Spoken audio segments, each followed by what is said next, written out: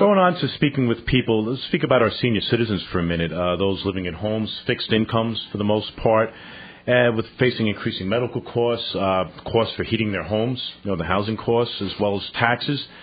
What would you do elected to the state legislature to help senior citizens maintain the lifestyle they currently enjoy?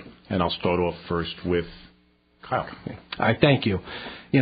Any society is judged by how we treat our senior citizens, and I think that we could be doing a better job of that. I think that, as we touched on earlier, the funding system for schools should be updated, and we should bring in a more blended system, as I mentioned before, that isn't all based on income or all based on property, because it's really the property taxes that are really hurting our seniors who are on fixed income. We need to look ways to prop them up and give them the financial support, and you don't do that by just these mandate after mandate, tax after tax.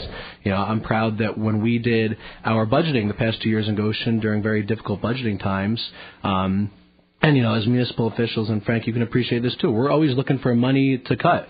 But one thing I made sure that we didn't cut was funding for our senior center in Goshen, because those individuals have worked hard and they deserve to age gracefully right now. And that's why we maintain that funding. That's why I was at the senior center a few weeks ago.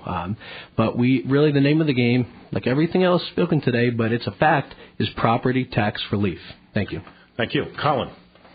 Well, absolutely. The senior citizens of this district and the state have many concerns, and I've been proud to have myself and my campaign team have hit over 18,000 doors. I'm on my fifth pair of sneakers, so I'm proud to have been on the ground at the front doors, at the apartment buildings, and getting out there and meeting the individuals of every age, of every background.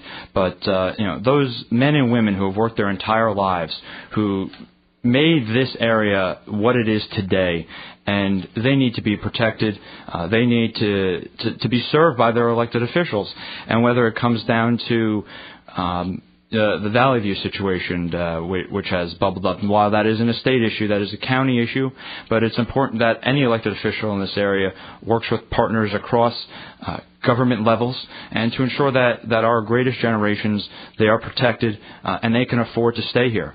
Because as we talked about the younger generations earlier not being able to start off life here, others have to now move out and they can't stay where they've lived and worked their entire lives, or they have to continue to work well past retirement and well into when they should be enjoying life.